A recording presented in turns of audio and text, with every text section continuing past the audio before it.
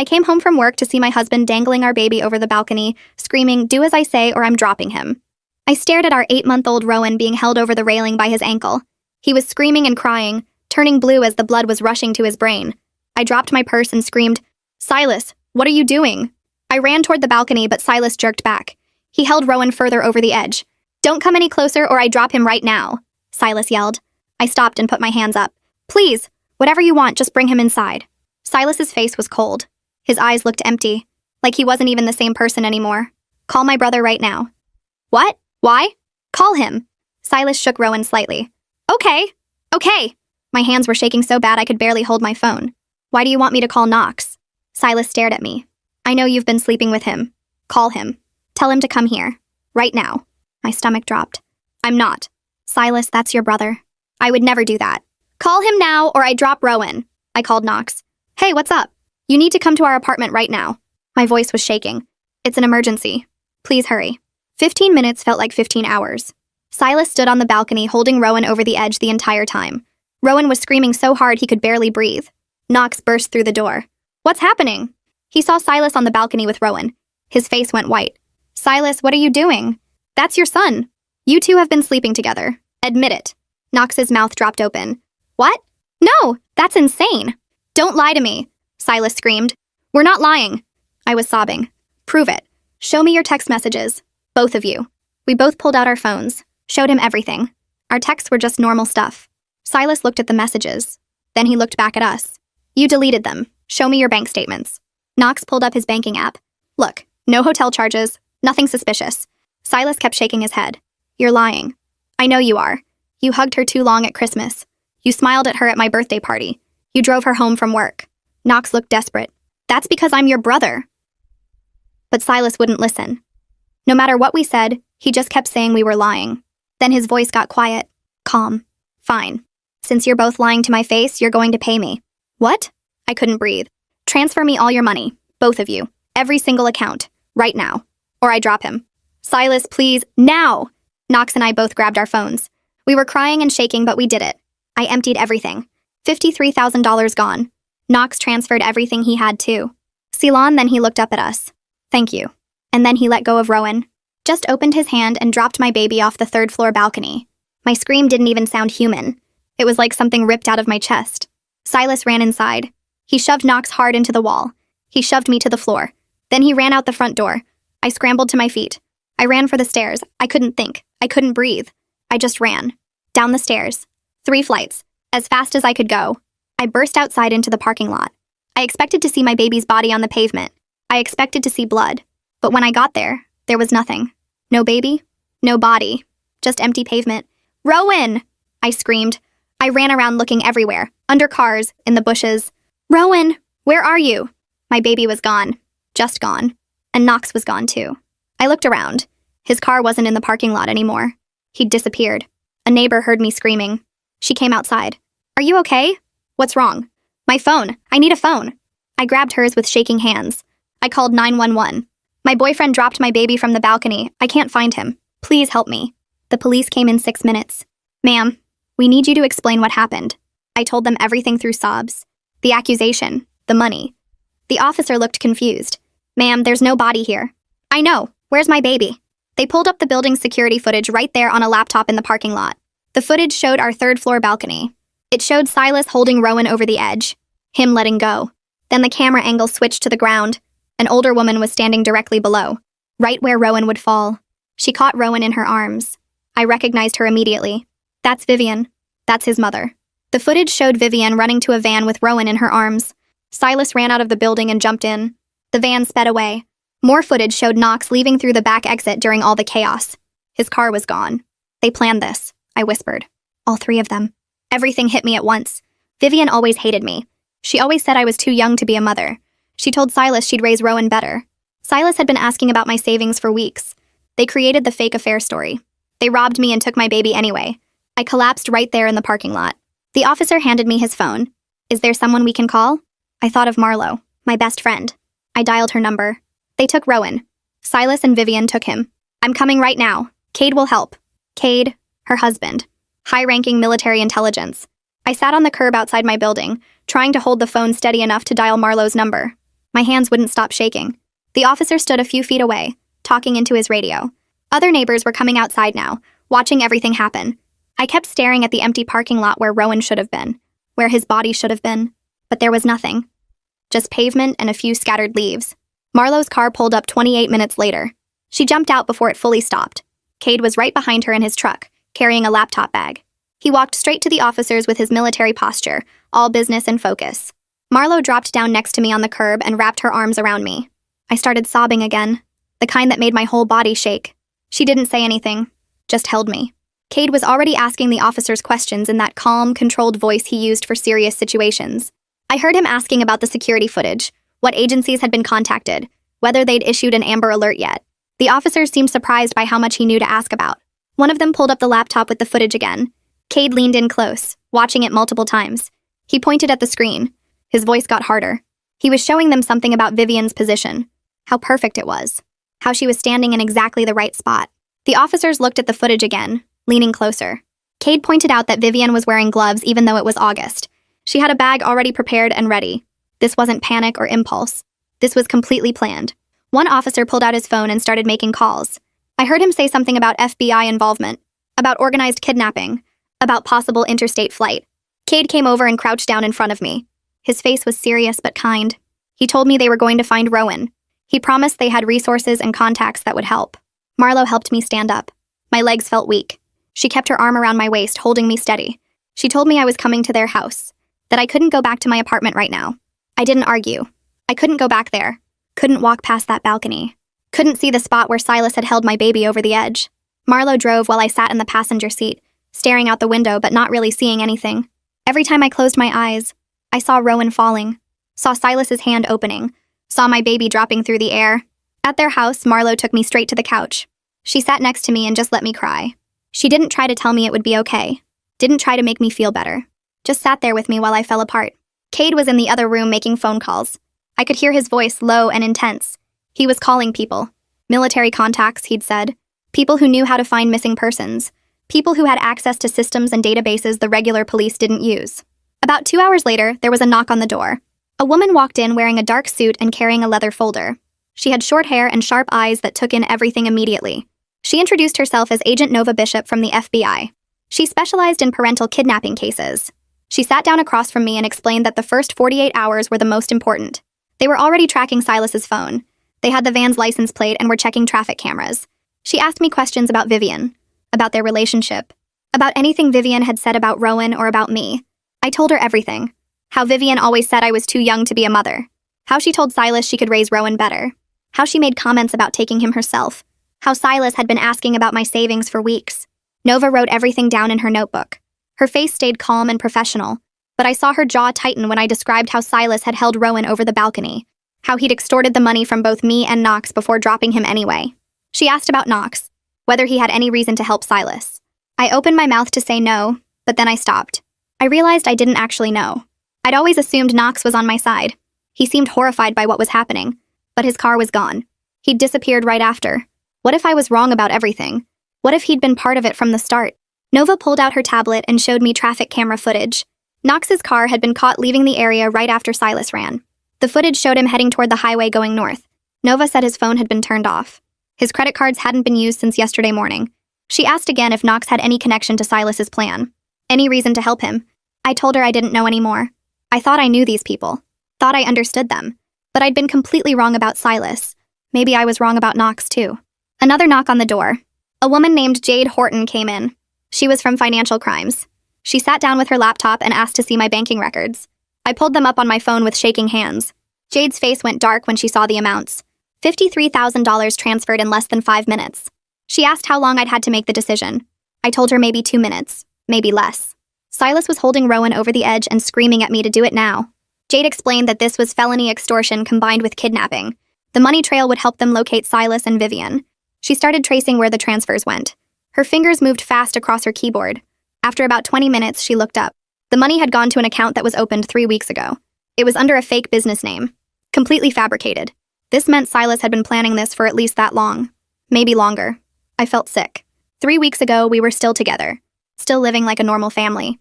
He was kissing me goodnight, playing with Rowan, acting like everything was fine. And the whole time, He was planning to destroy my life, to steal my baby and take everything I had. I started remembering things, details I'd ignored at the time.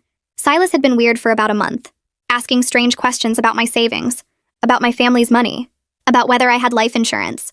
I'd thought he was being practical, maybe thinking about buying a house or planning for our future. Now I realized he was calculating, figuring out exactly how much he could steal from me, how much damage he could do before he disappeared with Rowan. Cade came back into the room. He'd been on the phone with one of his military contacts. They'd traced the van to a rental company about 40 miles away. Vivian had rented it 2 weeks ago using a fake ID. She'd paid in cash. The rental was reserved for a full month. A full month. They weren't planning to bring Rowan back in a few days. They weren't planning some short-term punishment. They were planning to hide him for weeks, maybe longer, to let me suffer while they kept him, while Vivian pretended to be his mother. Nova asked if she could talk to me privately. Marlo squeezed my hand and went into the kitchen with Cade and Jade. Nova sat closer and her voice got gentler. She explained that in most parental kidnapping cases, the child wasn't physically harmed. The parents still saw them as their child, still cared about their safety. But Vivian's involvement made things more complicated. Vivian's motivation wasn't just about hurting me. It was about taking Rowan permanently, about replacing me as his mother. Nova asked if I thought Rowan was okay right now, if I thought they would take care of him. I wanted to say yes, wanted to believe my baby was safe. But Nova paused before answering, just for a second. Then she said most likely he was fine. That careful pause told me everything. She was worried too. She wasn't sure. About an hour later, Nova got a call. She stepped outside to take it. When she came back, her face was grim. They'd found Knox's car. It was abandoned at a rest stop 40 miles north. The keys were still in the ignition. His wallet was gone. His phone was gone. There was no sign of a struggle. But there was also no sign of where he went from there. No surveillance footage of him leaving. No witnesses who saw him. He'd just vanished. Nova said there were two possibilities. Either Knox was running because he was guilty and involved in the plan, or someone had taken him to keep him quiet about what he knew. Either way, he was gone, and we had no way to find him. I sat at Marlo's kitchen table with a blank notebook in front of me. She handed me a pen and pulled a chair close to mine. We needed to write down everyone who might know where Vivian would take Rowan. Every friend, every relative, every place she'd ever mentioned. I started with Vivian's sister, but realized I didn't even know her name. Silas had always said his family was complicated. He kept me away from them. Never brought me to family gatherings, never talked about his childhood much. Now I understood why. That separation wasn't accidental. He made sure I had no allies in his family. No one who might warn me what they were planning. Marlo asked about Vivian's friends, and I drew a blank. I'd met her maybe 10 times in the 2 years I was with Silas. She was always cold to me, always critical, but I never asked about her life because I was too busy trying to make her like me. The list stayed mostly empty. Just a few first names I remembered hearing. No addresses, no phone numbers, nothing useful. Nova's phone rang while we were working on the list. She stepped into the other room to take it. When she came back, her expression had changed. Someone had called the FBI tip line about Vivian. A woman named Grace, who used to be Vivian's neighbor.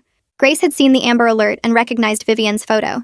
She had information Nova needed me to hear. Nova put the call on speaker. Grace's voice was shaky but determined. She explained that she lived next door to Vivian about 15 years ago. Vivian had a daughter back then. The daughter was taken away by CPS when she was around 5 years old. Grace remembered social workers coming to the house multiple times. Remembered Vivian screaming at them from the front yard. The home was unsafe. Vivian was too controlling. Wouldn't let the child play with other kids. Kept her inside all the time. After they took the daughter away, Vivian became obsessed with getting another chance at motherhood. She talked about it constantly to anyone who would listen. How she would prove she could be a good mother. How the system was wrong about her. How she deserved to raise a child. The information hit me so hard I couldn't breathe for a second. Silas never mentioned his mother lost a child to the system. Never said he had a sister who was taken away. All those times Vivian said I was too young to be a good mother. All those comments about how she could raise Rowan better. It wasn't just about hurting me. Grace kept talking. She said Vivian never accepted responsibility for losing her daughter. Always blamed the social workers. Blamed the neighbors who called CPS. Blamed everyone except herself. She spent years planning how to prove she was a good mother. Buying parenting books. Taking classes, building the perfect case for why she deserved another chance. Taking Rowan was about rewriting her past, about getting the child she lost back, about proving to herself and everyone else that she was right all along. Jade showed up an hour later with her laptop. She'd been tracing the money Silas stole from me and Knox. The $53,000 I transferred went into an account opened 3 weeks ago. The account was registered under a fake business name, complete with fake tax documents and a fake business address. She pulled up records showing 2 more accounts just like it. All opened within the past month, all using different fake business registrations. The money was withdrawn immediately after the transfers. Cash withdrawals from ATMs across 2 different states. Small amounts at different locations so it wouldn't trigger alerts. They'd planned this for at least 6 weeks, maybe longer. All that time I was living with Silas, trusting him, building a life with him. He was setting up the infrastructure to rob me and steal our baby. Jade showed me the withdrawal patterns on her screen, the careful spacing, the strategic locations. This wasn't something they threw together in a panic. This was calculated. Professional, almost. She said recovering the money was nearly impossible now. Once it's withdrawn as cash, there's no trail to follow. I hadn't slept in 2 days. My eyes burned. My hands shook constantly. I couldn't eat without feeling sick. Marlo kept trying to get me to rest, but I couldn't. Every time I closed my eyes, I saw Rowan falling. Nova made a call, and 20 minutes later, a woman knocked on the door. Her name was Skylar, and she was a trauma therapist. Nova had asked her to come because she was worried I was going to collapse. Skylar sat down across from me at the kitchen table. She didn't try to make me feel better. Didn't say everything would be okay. She just started teaching me breathing techniques. Count to 4 breathing in. Hold for 4. Out for 4. Hold for 4. She made me do it with her until my hands stopped shaking quite so badly.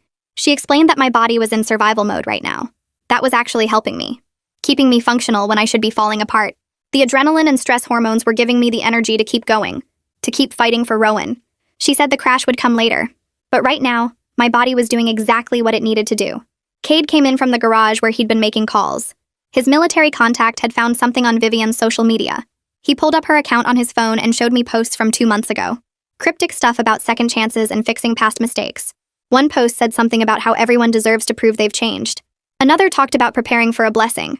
There were photos too. Baby clothes in Rowan's exact size.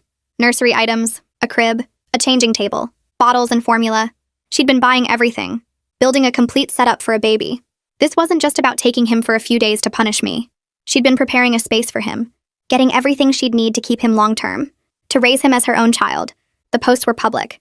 Anyone could have seen them. But I never looked at her social media, never thought to check what she was doing online. All the signs were there, and I missed every single one. Cade told us he'd hired a private investigator with his own money, a guy named Cooper who specialized in finding people who didn't want to be found. Cooper had been digging into Vivian's family connections. He found that Vivian's sister owned a rural property about 3 hours away. The property had been vacant for years. No mortgage because it was paid off decades ago. No utility bills because there was no active service. Nothing that would show up in normal database searches. But the property records showed Vivian's sister as the owner. Cooper was already driving out there. Nova immediately called the local police in that area. She coordinated with them to set up surveillance around the property without getting too close. They couldn't just rush in. If Silas saw police coming, he might hurt Rowan. They needed to watch first, confirm someone was actually there, then plan how to safely get Rowan out. 6 hours passed with no activity at the property. Cooper was parked down the road with binoculars. The local police had units positioned at different points around the area. I sat in Marlo's living room staring at my phone, waiting for any update. Marlo brought me water I didn't drink, food I couldn't eat. Then Cooper called Nova. He'd spotted movement in a back window. Someone walking past holding what looked like a baby carrier. Nova's whole team mobilized. The FBI tactical unit started heading toward the location. Nova warned Cooper not to approach the house, not to do anything that might alert them. I jumped up from the couch, grabbed my keys. Marlo blocked the door. She physically held me back when I tried to get past her. Reminded me that rushing there right now could put Rowan in more danger. If they saw me coming, they'd run again. Or worse. I had to let the FBI do their job. I sank back onto the couch. Marlo sat next to me and held my hand while we waited. The FBI surrounded the property at dawn. I listened to everything over Nova's phone on speaker. The tactical team announced themselves, ordered everyone inside to come out. They waited. No response. They breached the front door. I heard shouting. Commands to show hands, to get on the ground. Then silence. Nova's voice came through tense. The house was empty. They'd cleared out hours ago. The team found baby supplies scattered around. Recently used bottles in the sink, food wrappers in the trash, diapers in a bag by the door. Someone had been there with a baby, but they were gone now. Nova found a burner phone in the trash can. She checked the call history. One number had been called over and over. She ran the number. It was Knox's cell phone. He'd been in contact with them this whole time, feeding them information, warning them when we got close. The betrayal hit me all over again. Knox had seemed so scared, so innocent, but he was helping them the entire time.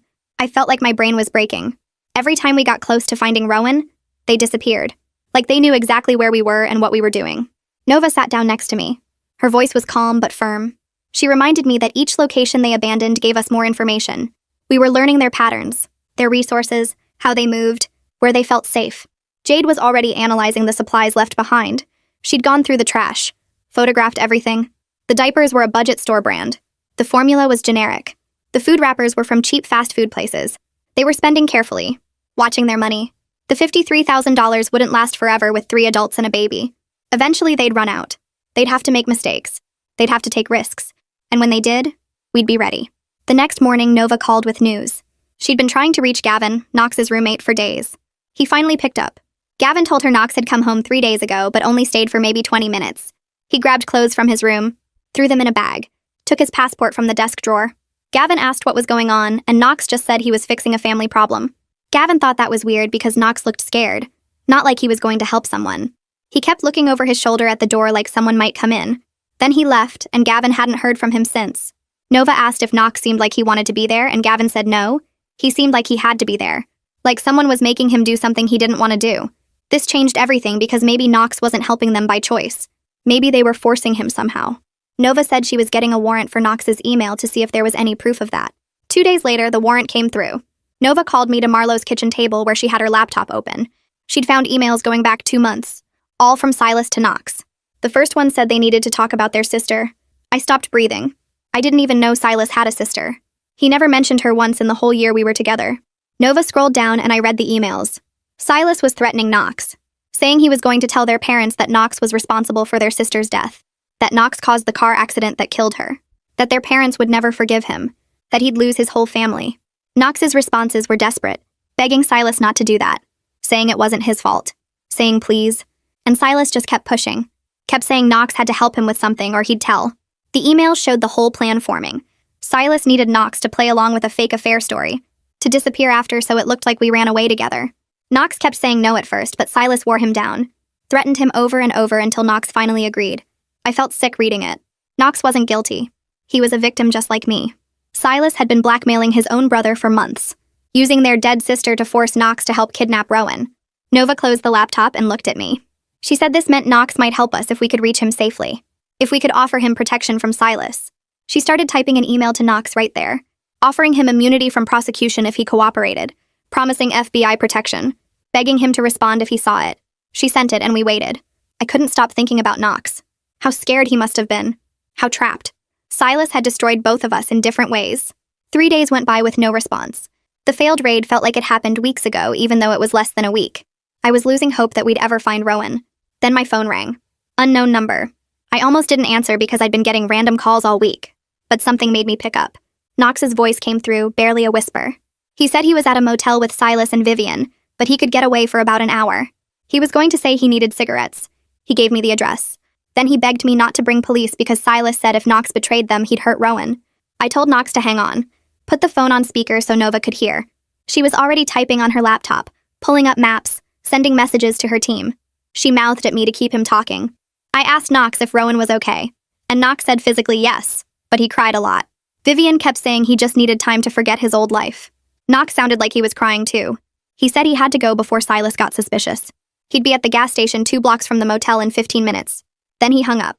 Nova was already on the phone with her team. She had people moving toward that location within minutes. She told me they'd pick up Knox and bring him somewhere safe where we could talk. I wanted to go, but Nova said absolutely not. If Silas was watching, he might recognize me. An hour later, Nova got the call that they had Knox. She drove me to a FBI office 20 minutes away. They brought Knox into a small room. He looked terrible. His eyes were red and his hands were shaking. He sat down across from me and started crying before anyone even asked a question. He kept saying he was sorry, over and over. I didn't know what to say to him. Nova started asking questions. Knox told us Silas had completely changed. He barely slept anymore. Just paced around checking the windows every few minutes, getting paranoid about every car that drove by. He'd started drinking heavily, like a bottle a day, fighting with Vivian about whether they should try to leave the country. Vivian was the opposite. She was obsessed with Rowan, treated him like he was her own baby, got angry whenever Knox suggested they needed an exit plan. She kept saying everything would work out, that this was her second chance to be a good mother. Knox said Rowan seemed okay physically, but he cried way more than before. He didn't smile much. Vivian would get frustrated when he cried and say he just needed to adjust. Nova asked Knox to explain the whole plan from the beginning. Knox took a shaky breath and started talking. He said Silas came to him 2 months ago, told him about this idea to get money from me, said I had savings and Knox had money too, that we could make it look like an affair and use that to force us to pay. Knox said no at first, told Silas that was crazy. That's when Silas brought up their sister, Said he was going to tell their parents Knox caused the accident unless Knox helped. Knox broke down describing this part. He said their sister died in a car crash when Knox was driving 5 years ago. It wasn't his fault, but he'd always felt guilty. Their parents never blamed him, but Knox knew Silas could make them blame him if he wanted to. So Knox agreed to play along. He thought they were just going to threaten me and take money. He didn't know Silas was planning to actually take Rowan. When Silas dropped Rowan off that balcony, Knox thought he'd just watched his nephew die. He panicked and ran, but Silas found him the next day. Forced him to help hide Rowan or he'd tell the police Knox was part of the plan from the start. Knox had been trapped ever since. Nova asked about their movements. Knox said they'd been staying at cheap motels, never more than 2 nights in one place. Always paying cash. Moving around but staying within a few hours of the city. They had about $30,000 left from the money they stole. Vivian refused to talk about what happened when it ran out. Just kept saying it would work out. Silas was getting more unstable every day. Drinking more. Getting more paranoid. Knox was scared Silas would do something desperate when he realized they were trapped. Nova asked if Knox would wear a wire and go back. Knox's face went white. He said Silas would kill him if he found out. Nova promised they'd have a full team ready to move and the second things went wrong. They'd be watching the whole time. Knox would be safe. Knox looked at me. Asked if I thought he should do it. I wanted to say no.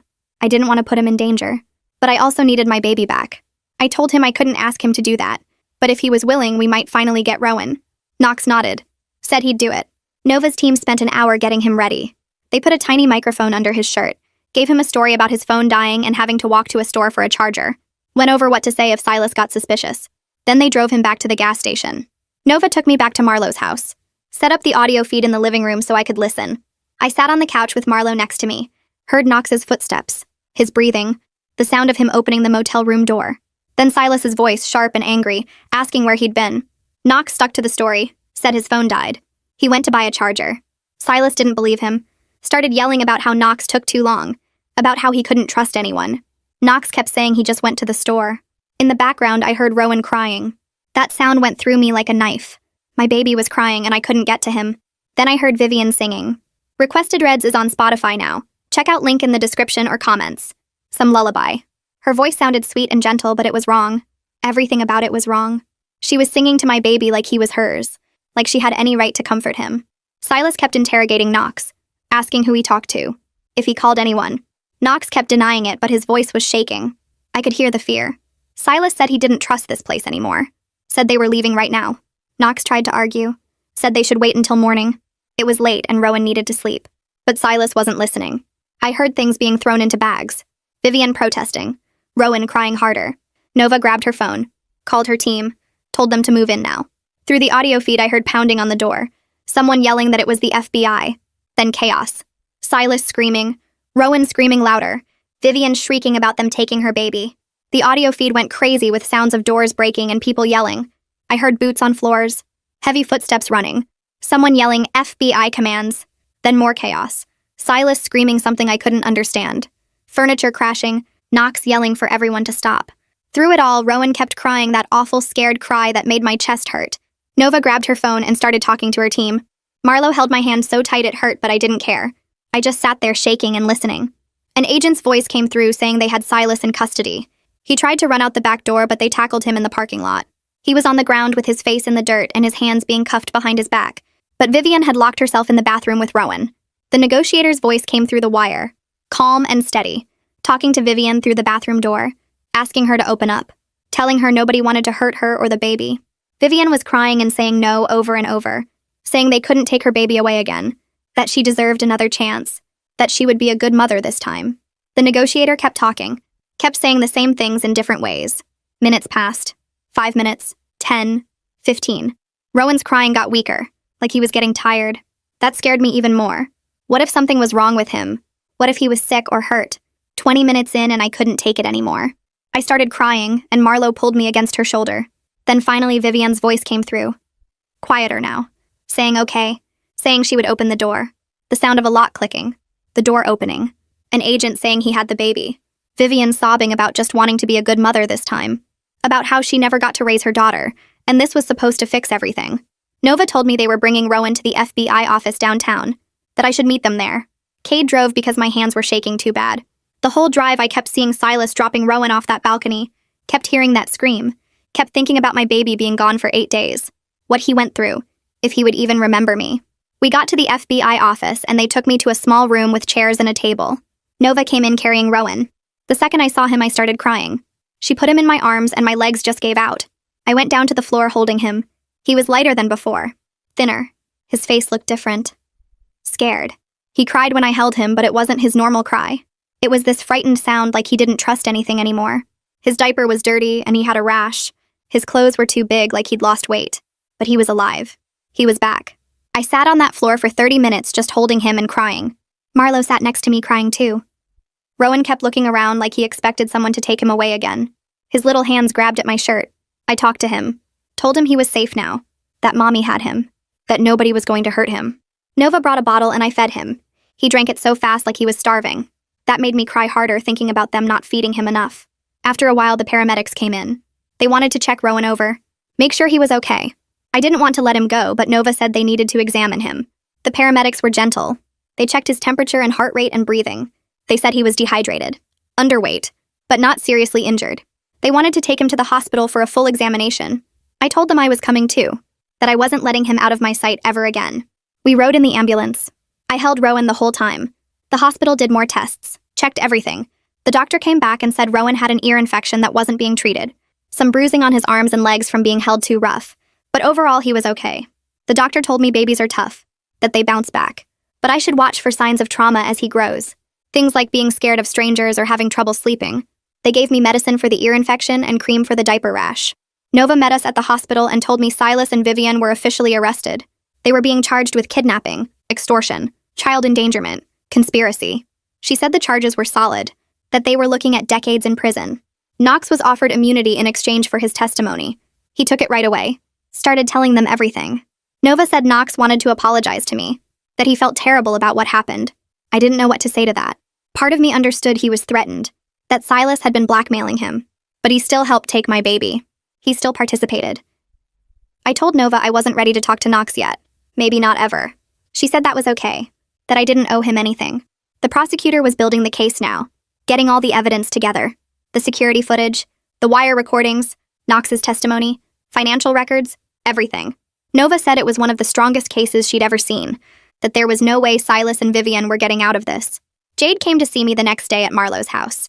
She sat down with papers and a tablet and went through everything about the money. She said recovering it would be almost impossible.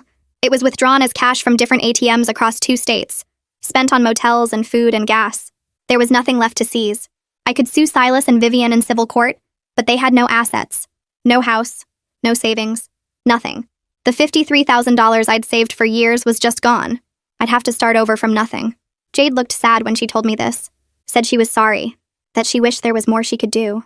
I just nodded. The money didn't matter as much as getting Rowan back, but it still hurt. That was years of saving, working extra shifts, skipping things I wanted, all gone because Silas planned this whole thing to rob me and take my baby. Marlo and Cade told me I was staying with them, that I wasn't going back to that apartment. I couldn't anyway. Every time I thought about that place, I saw Silas holding Rowan over the balcony, heard him screaming. I couldn't afford a new place on my own now that my savings were gone. Cade pulled me aside and told me not to worry about money right now, that they would help, that I could stay as long as I needed. I started crying again. Told him I couldn't just take their charity forever, that I needed to find work, rebuild my savings, create a stable home for Rowan. Cade said we'd figure it out, that right now I just needed to focus on Rowan and healing. The practical stuff could wait. Skylar started coming to see me twice a week. She said I was showing signs of trauma, having nightmares, panic attacks. Every time Rowan cried, I was back on that balcony, seeing Silas hold him over the edge, hearing him threaten to drop him. Every time someone knocked on the door, I thought it was Vivian coming back. My heart would start racing. My hands would shake. Skylar taught me breathing exercises, ways to ground myself when the panic started. She said this was normal trauma response, that it would get better with time. But right now, I felt like I was barely holding myself together. I'd wake up in the middle of the night and have to check on Rowan, make sure he was still there, still breathing, still safe. Marlo would find me sitting next to his crib at 3 a.m. just watching him sleep. The prosecutor called a few weeks later, said they were offering Silas a plea deal, 20 years instead of life if he pleaded guilty, and told them where the money went. I asked what Silas said. The prosecutor told me he refused, that Silas insisted he did nothing wrong, that I deserved what happened for disrespecting his family, that I was a terrible mother and he was protecting Rowan. The prosecutor said Silas showed no remorse at all, just kept blaming me, saying I forced him to do this. I hung up and sat there feeling sick. The man I loved never existed. It was all a mask. All fake.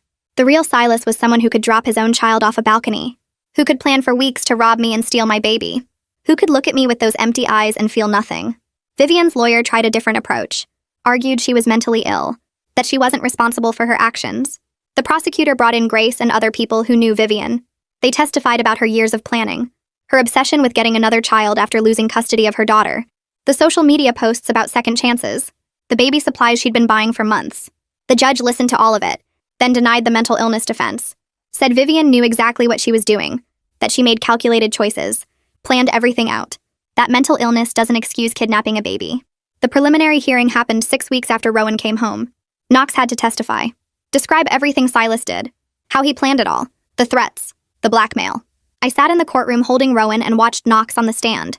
He was shaking, crying, talking about how Silas approached him 2 months before, showed him the fake affair evidence, threatened to tell their parents Knox caused their sister's death. Knox broke down when he described hearing Rowan scream when Silas dropped him, said he thought the baby would die, that he'd have that on his conscience forever. The judge looked angry, really angry. Silas's lawyer looked like he knew the case was over, that there was no way to defend this. The judge set the trial date for 4 months from now, said the charges would stand, that Silas and Vivian would remain in custody until trial. I needed to start working again. Marlo set me up with a remote data entry job through a contact of hers. The pay was bad, really bad. I used to make decent money before all this. Now I was entering numbers into spreadsheets for $9 an hour, but it was something I could do from Marlo's guest room while Rowan napped. I worked 4 hours a day. Marlo watched Rowan during those hours and refused to let me pay her. She said that's what family does. I appreciated it, but I also felt terrible. I couldn't even afford childcare for my own kid. I couldn't provide for him. Everything I'd saved was gone, and I was starting over from zero. Rowan started acting different about 2 weeks after we got him back. He'd scream whenever a man came near him. The mail carrier, Cade, even the pediatrician at his checkup. He'd cling to me so hard his little fingers left marks on my arms. He wouldn't let me put him down. At night, he'd wake up crying every few hours. Sometimes he'd just lie there staring at nothing with this blank look on his face. The pediatrician said we needed to see a child trauma specialist right away. She said the earlier we started treatment, the better chance Rowan had of recovering without lasting damage. The specialist charged $200 per session. We needed to go twice a week. I didn't have $400 a week. I didn't have $400 total. Cade found out about the cost somehow. He told me he was paying for it and I could pay him back someday when I got back on my feet.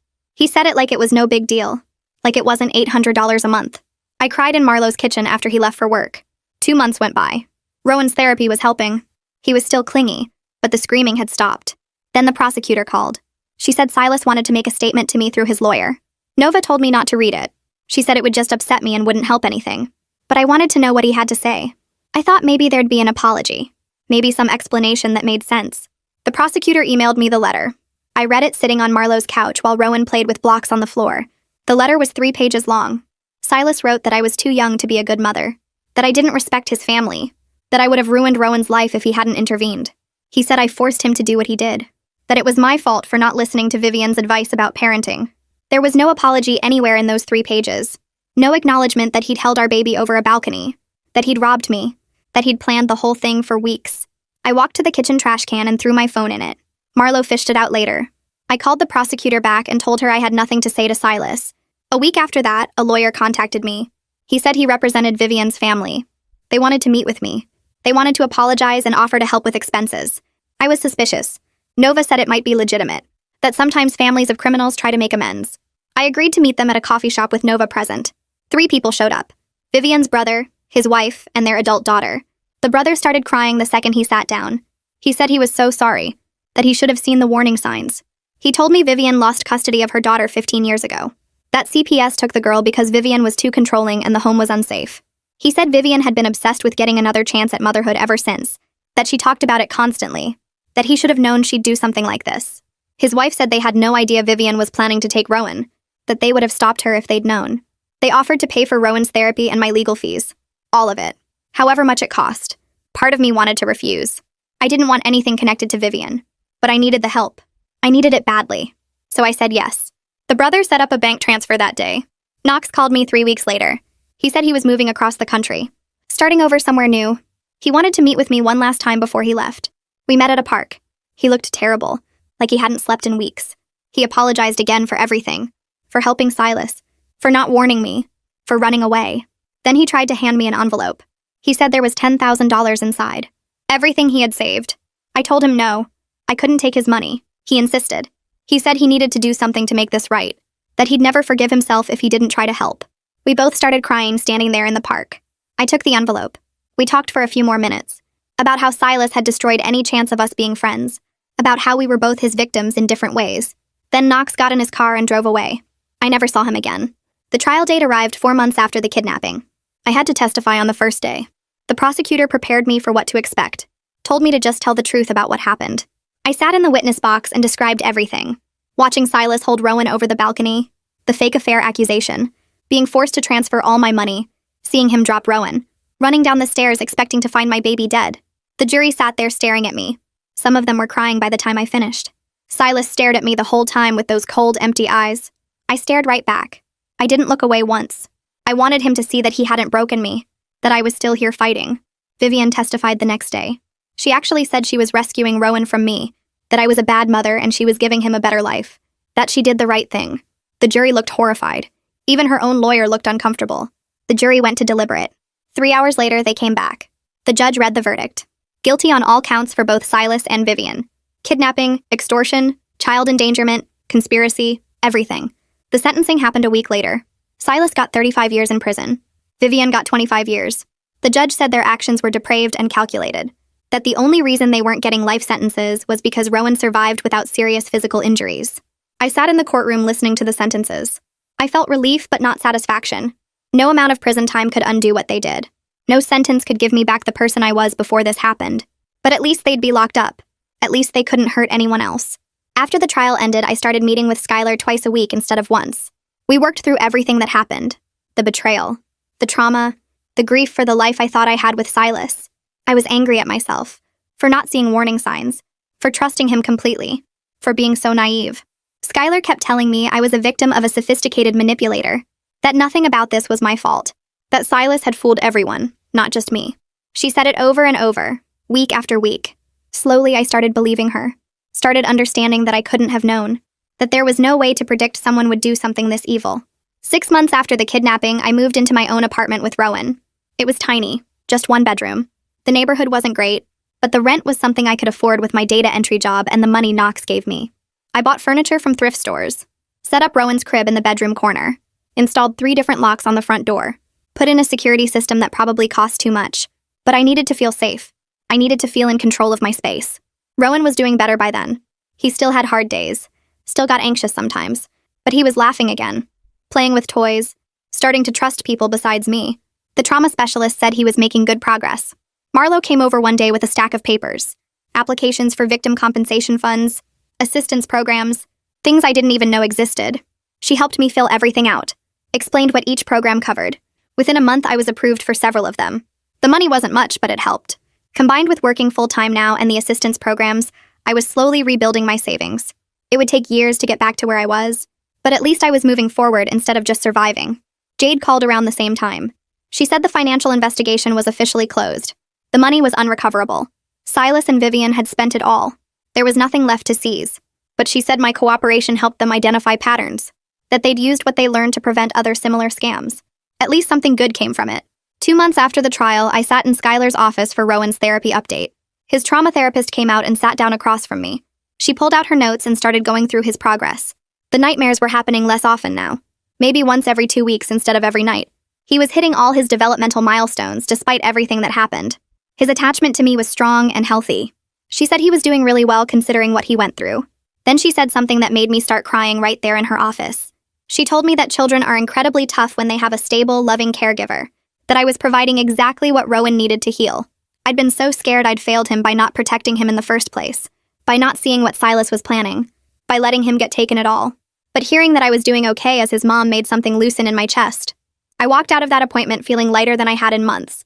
A week later, Marlo told me about a support group for parents whose kids were kidnapped by family members. I didn't want to go at first. I didn't want to sit in a room and talk about what happened. But she convinced me to try it once. The group met in a community center basement every Tuesday night. There were 8 other parents there when I walked in. Everyone looked tired. Everyone looked like they understood. We went around the circle sharing our stories. A woman named Sarah talked about her daughter being taken by her ex-husband for 3 months. She said it took her 2 years to stop having panic attacks every single day, but now she was genuinely okay. She had good days and bad days, but mostly good ones. Her daughter was doing well in the school. They were building a normal life. Hearing her say that gave me something I hadn't felt in a long time. Hope. Hope that someday this wouldn't be the first thing I thought about when I woke up. That it wouldn't define every moment of my life. I started going to that group every week. On Rowan's second birthday, I threw him a party at Marlo's house. Just a few close friends. Nothing big. I bought a small cake from the grocery store and some balloons. Rowan sat in his high chair and Marlo put the cake in front of him. He stared at it for a second. Then he grabbed a handful and shoved it in his mouth. Chocolate everywhere. All over his face and hands and the high chair. He was laughing so hard. Everyone was taking pictures and smiling. I watched him and realized how far we'd both come. He didn't remember what happened. To him, it was just a gap in his early life that wouldn't leave conscious scars in his memory. I would carry the memories for both of us. But I was determined they wouldn't poison his childhood. He deserved to be happy and carefree. He deserved to just be a kid. 3 months later, my manager called me into her office at work. I thought I was in trouble for something. Instead, she told me they were promoting me. Better position with actual benefits and decent pay. It wasn't anything glamorous. Still data entry, but with more responsibility and better hours. But it was stable. It meant I could provide for Rowan without depending on Marlo and Cade forever. I opened a new savings account that same day. Started putting money away again, even though it was hard to trust that it wouldn't just disappear. Jade had given me advice about financial safety after everything happened. Setting up protections and alerts I never knew existed. 2-factor authentication on everything. Alerts for any transaction over $50. A separate account that required in-person verification to access.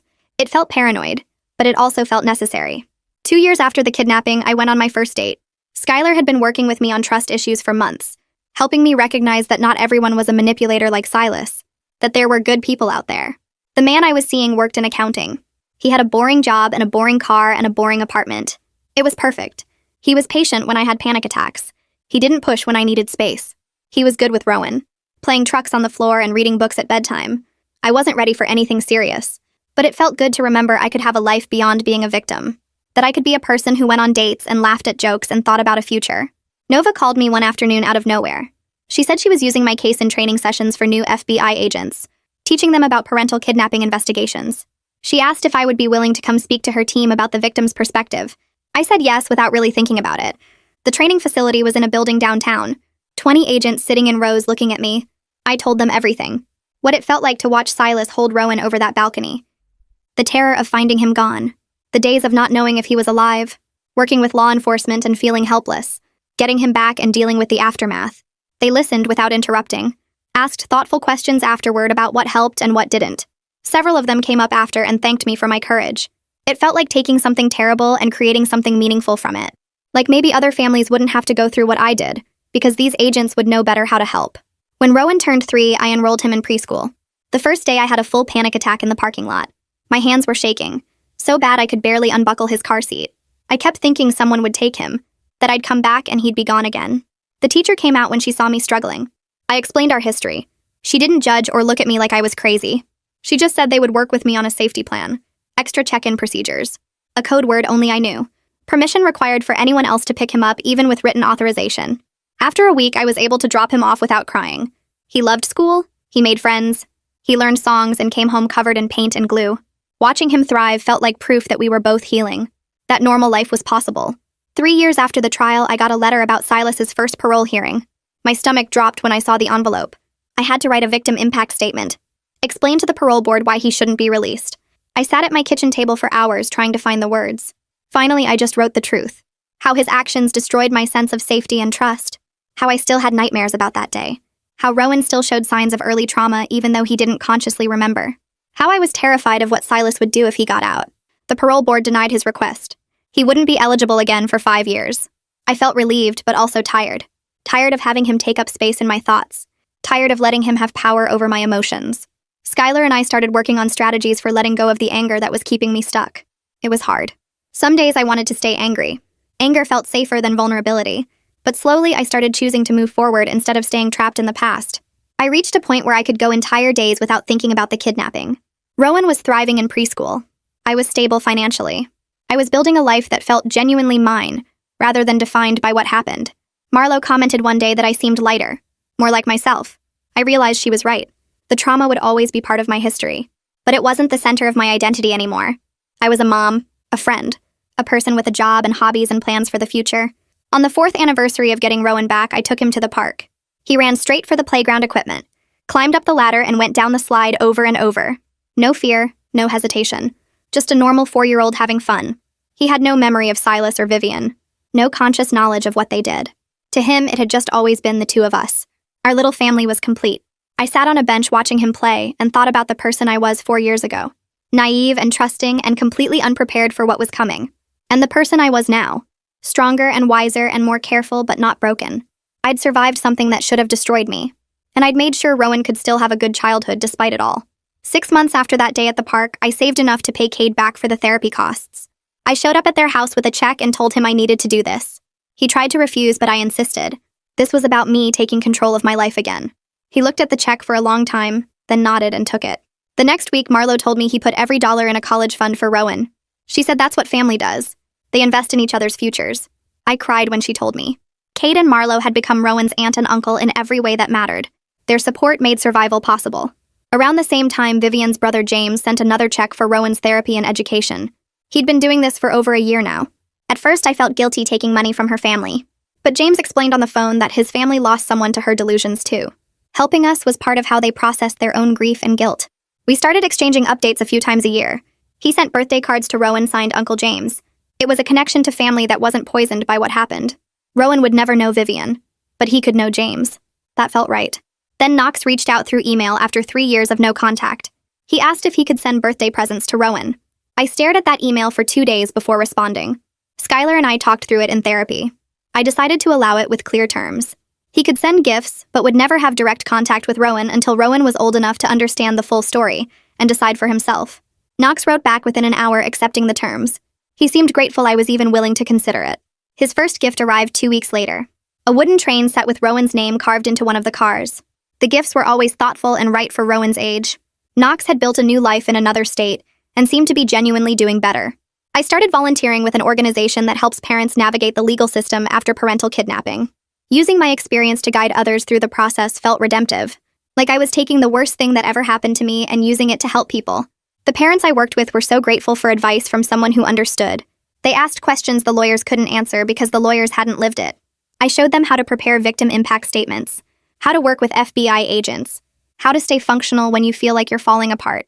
Their progress gave me continued hope. When one of them got their kid back, I felt almost as happy as when I got Rowan back. Rowan started kindergarten that fall. I was a mess dropping him off the first day, even though his preschool transition had gone well. But he ran right into the classroom and started playing with blocks. His teacher called me that afternoon. She said he was confident and well-adjusted. She commented on how easily he made friends and followed directions. She had no idea what he survived as a baby. I didn't tell her unless it became relevant to his education. He was just a normal kid who loved dinosaurs and building blocks. That normalcy was the greatest victory. Every milestone he hit felt like proof that we made it through to the other side. His first day riding the school bus. His first friend coming over to play. His first time reading a full book by himself. These normal moments meant everything. 5 years after the kidnapping, I met someone at a coffee shop. We started talking while waiting for our orders. He asked me out, and I said yes after running a background check. Skylar had been encouraging me to try dating again. This guy was patient with my trauma responses. When I flinched at loud noises, he didn't ask why. When I needed to check on Rowan 3 times during our second date, he understood. He was good with Rowan too. They played dinosaurs together, and he never acted annoyed when Rowan interrupted us. He had no connection to my past. No ties to Silas or Vivian or any of it. After 6 months, we started talking about moving in together. I was nervous about combining households, about letting someone that close again. But I was also excited about building a future that was about more than just survival. Skylar said this is what healthy recovery looks like. Being able to trust again without being reckless. Learning to open your heart while still protecting yourself. I'd rebuilt my savings to nearly what they were before. The number in my bank account wasn't quite $53,000, but it was close. I was working in a job I actually enjoyed with room for advancement. My boss had hinted at a promotion coming next quarter. Rowan was thriving in the school and showed no lasting effects from his early trauma beyond some minor attachment sensitivity. His therapist said it was manageable and might fade completely as he got older. We had a community of friends and chosen family who supported us. Marlo and Cade, obviously. James, who sent cards and checks. The families I volunteered with who became friends. My coworkers who invited us to barbecues and birthday parties. The life I had now was different from what I imagined before everything happened. But it was genuinely good. On a regular Tuesday evening, I was making dinner while Rowan did homework at the kitchen table. He was working on writing his numbers. His tongue stuck out when he concentrated. I was chopping vegetables for stir-fry. The radio played quiet music in the background. My boyfriend was coming over later. We were going to watch a movie after Rowan went to bed. It was so normal, so peaceful, and I realized I was happy. Not just surviving or coping, but actually happy with the life we built. The kidnapping would always be part of our story.